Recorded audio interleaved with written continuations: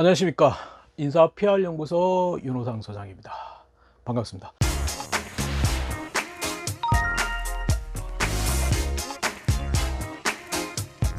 오늘은 무슨 얘기를 한번 해볼까 싶으면 이제 스펙. 취업에서 스펙. 과연 어떤 의미일까요? 스펙에 대해서 여러분들은 많이 아시죠? 저보다도 많이 아실 거예요. 실제. 왜냐하면 취업을 제가 다년간 제가 30년 동안 제가 대우통신 인사팀 출신으로 대우통신뿐만 아니고 중견 벤처 다니면서 한 게 제가 90% 사람 뽑는 거 했습니다. 그래서 사람 뽑는 거 하고 그러다 보니까 자기소개서는 한 30만 장 정도 본 것 같고요. 면접은 지금도 외부 공공기관의 면접관을 계속 하고 있는 상태입니다. 근데 이렇게 다는간에 제가 올해 인사팀에서 사용을 뽑으면서 스펙이라는 단어 자체를 제 자체도 잘 모르겠어요. 근데 우리는 저보다는 여러분이 저에 대해 스펙에 대해서 많이 알 거예요. 그래서 실제 이런 걸 여러 일들 하다 보면 친구들이 저한테 스펙을 평가해 달라고 막 이렇게 문의도 많이 옵니다. 근데 이제 제가 과연 스펙을 관리해 봤느냐 이걸 보니까 이 부분에서는 제가 답답한 게 너무 많더라고요, 실제. 그래서 올해 상반기 때 이제 대표적으로 이제 작년에 삼성전자 들어간 스펙이라고 해서 취업 카페에 이렇게 나왔더라고요. 보니까 엄밀히 와서 이제 평균 스펙이 나오고요. 삼성전자의 평균 스펙, 합격 평균 스펙. 그 다음에 거기에 실제 보면 개별 스펙이라고 해가지고 실제 학교 이름은 이렇게 가로놨는데 엄밀히 와서 다 알게끔 약간 그러게 가지고 개별 스펙들이 쫙 나오더라고요. 괜찮은 학교들이 굉장히 많더라고요. 인서울에 괜찮은 학교들이 굉장히 많은데 정말 거기서 의문점을 가진 게 과연 제 주변에 저희 지방에 있는 친구들, 제가 멘토링도 해주고 코칭해 준 친구들이 작년에 많이 들어왔거든요. 삼성전자 반도체가 많이 뽑으면서. 근데 그 친구들의 스펙은 거기에는 없습니다. 두 번째로 공공기관은 브라인드 채용이라고 너무 오늘 많이 얘기했잖아요. 근데 많이 얘기했는데 공공기관이 그렇게 카페가 어차피 브라인드 채용을 했는데도 스카이 애들이 거의 다 뽑혔다. 확인해 보셨나요? 세 번째는 여러분 흔히 이제 합격한 선배들이 연수원에 들어가서 스펙을 하니까 자기 주변에는 다 스펙이 괜찮다. 전수조사 해봤냐고요.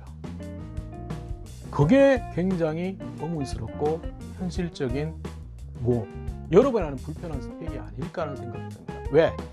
결론을 얘기하면 결론부터 얘기했으면 그냥 됐는데 결론을 얘기하자면 제가 인사팀에 있으면서 죄송하지만 스펙을 통계낸 역사가 없습니다.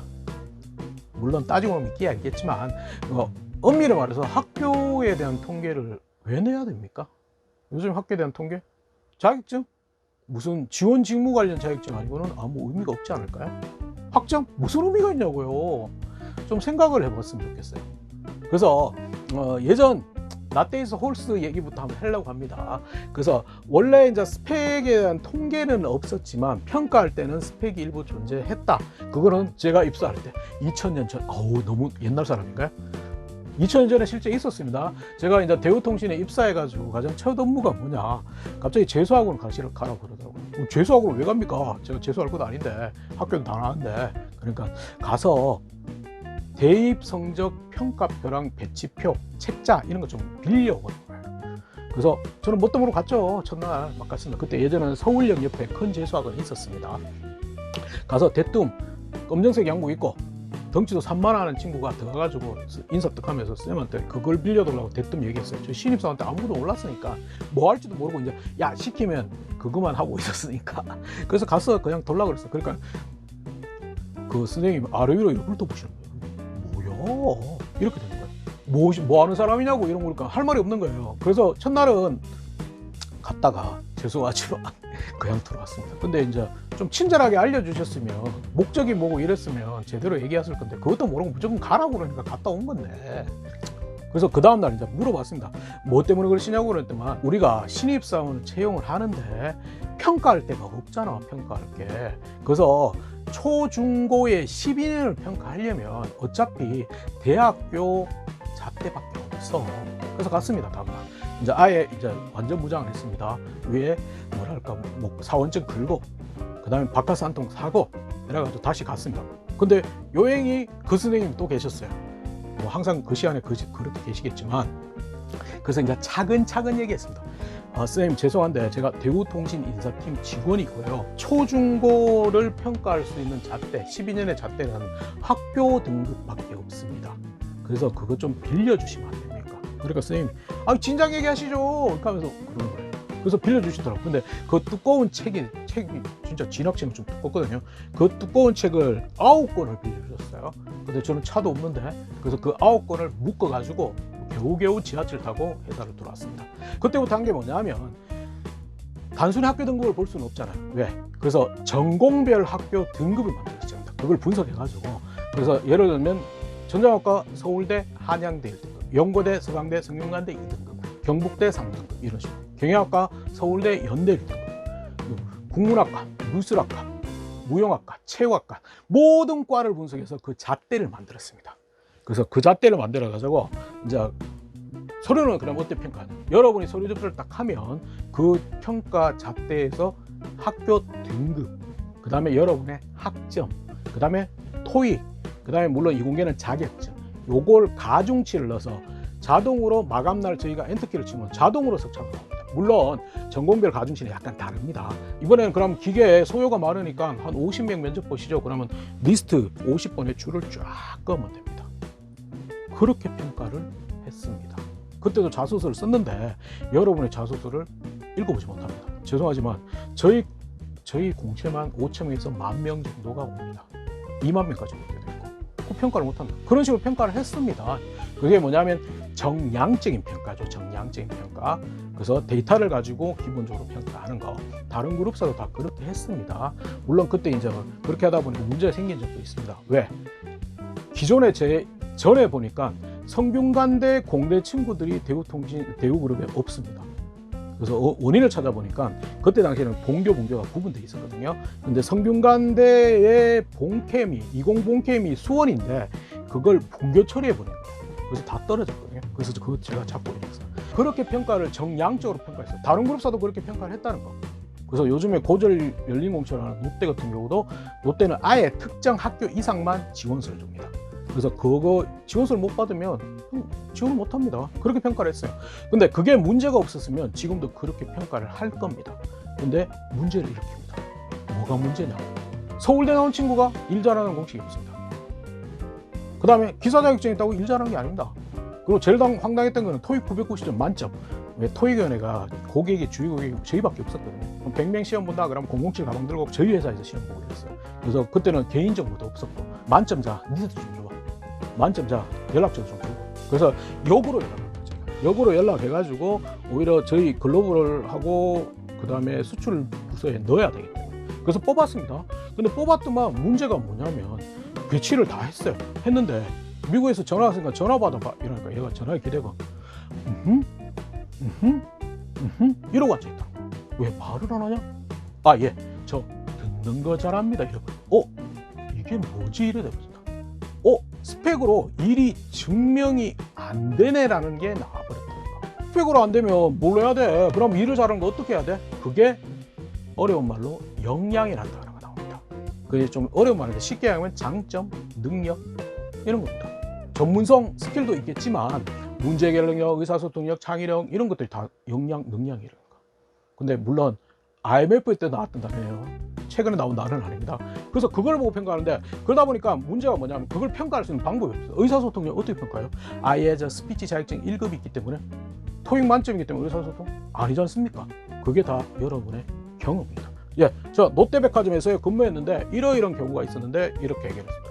여러분의 경험 베이스로 진행을 해야 됩니다. 자기소개서 다 경험 베이스로 바뀌어져 있다는 거. 면접도 경험에 대해서 집요하게 본다. 그게 오히려 더 중요했어요. 스펙보다는 이제는 스토리. 그래서 예전에는 의미를 따지면 지원서만 보면 돼요. 자소서 볼 필요 없어요. 정량적인 평가. 근데 그게 아니고 이제는 정성적인 평가를 한다는 거. 여러분의 경험을 기초로 거기에 대한 평가를 한다는 겁니다. 근데 그러잖아요, 여러분. 그 경험 다 자소서 쓰면 다 못 읽잖아요. 근데 기본 필터링 있거나 외주 주는 회사도 있지만 요즘에 읽으려고 인사팀이 아니고 CJ 같은 경우는 사업부에 주고요. 현대차가 상시채용, 수시채용으로 바뀐 이유가 인사팀에서 아니고 현업부서에서 자소서를 보고 면접을 평가하는 겁니다. 스토리가 더 중요해지고 있는데 여러분은 자꾸 스펙으로 알고 있다는 거예요. 그게 당황스럽습니다. 인사팀에서 스펙 통계 안 낸다. 근데 스펙 설사 인사팀에서 통계를 낸다고 하자고요. 학점 통계 뭘 의미가 있어요? 그래서 통계를 안 내기 때문에 요즘에 지원서가 학점 기준은 3.0 이상, 현대차나 두산은 학점 기준도 높다는 거예요.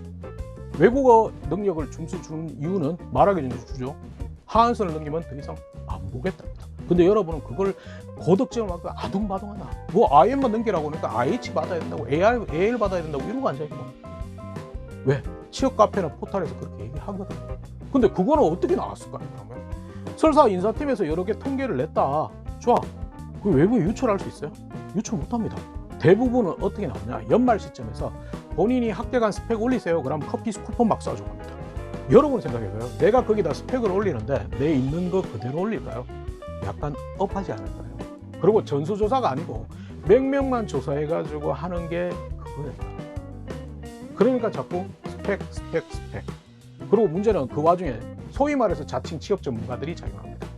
그래서 엉뚱하게 듣고 스펙은 여기는 통계를 뭐냐면 통계에 오릅니다. 통계는 엄밀해서 전수조사 전체 조사를 해가지고 거기에 기반을 해야 되는데 자기 주변에 있는 몇 명 보고 판단합니다. 그래서 그걸 강의해서 얘기합니다. 그래서 얘기해놓고 문제는 뭐냐면 한두 번 얘기하니까 친구들이 좀 혹하거든. 그럼 그게 진실이냐 계속 떠들기 시작합니다. 그래서 오히려 여러분 아직도 스펙으로 알고 있다는 거예요. 미안하지만 인사동문회 면접관은 스펙 아니라고요.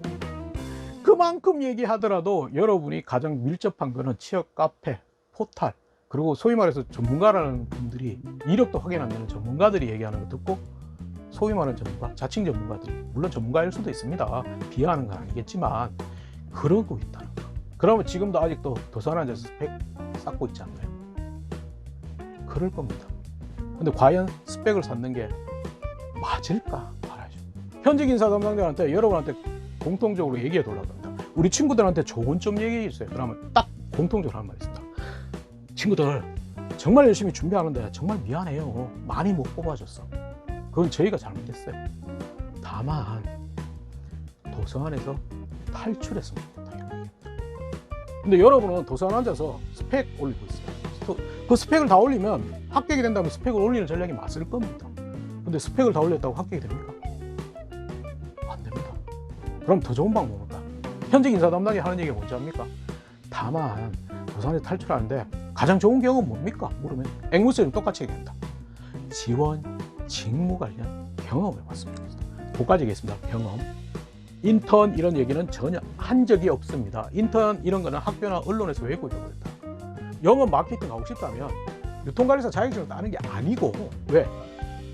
물어요. 면접 때 유통관리사 열심히 자격증 따면 뭐라고 그러냐면 인사 담당자 면접관이 혹시 영업 직접 해봤냐고. 그럼 머리 꼴고 있었지. 아, 예. 영업은 직접 한 적은 없지만 유통관리사 자격증이기 때문에 영업을 잘합니다. 어디 말이 되는 소리를 해야지. 웃어요. 그러니까 지원 직무라는 경험입니다. 그게 인턴이 아니더라도 프리마켓 하루 이틀이라도, 판매 판촉 알바 일주일이라도 그거 하는 게 더 중요해요. 근데 여러분은 아직까지 스펙을 믿고 있다는 거예요. 그래서 나는 또 부작용은 이게 안 되니까 여기 못 지원해. 왜? 돈 공개하는 블라인드 채용을 할 거예요.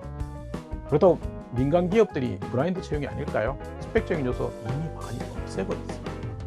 근데 여러분은 아직도 스펙이라고 고집하고 있고, 제발 좀 선글라스, 색안경, 고정관념, 편견을 벗어나셨으면 좋겠습니다. 제발 좀 벗어나십시오. 기업은 스펙이 아니고 여러분의 경험에 더 주목하고 있다. 그게 더 중요하다. 그럼 4학년 때 스펙을 올리는 게 아니고요, 여러분의 경험에 주목해요. 그걸 어떻게 표현하느냐, 그걸 어떻게 말하느냐가 더 중요해요. 그러면 스피치라고요? 그것도 아닙니다. 글쓰기 스피치는 아닙니다. 스펙, 나도 이해 못한다. 인사팀 출신에서 나도 만든 적이 없다. 그리고 통계 자료가 전체 통계가 아니고 몇 명의 모집 단위 작은 통계는 아무 의미가 없다는 거. 왜곡되지 마세요. 오히려 스펙이 가짜 뉴스일 수도 있습니다. 아시겠죠? 스펙은 뭐라고요? 가짜 뉴스입니다. 거기에 현혹되지 마시자. 아시겠죠? 과감하게 도전하자고요. 다음에 꼭 지켜볼 겁니다.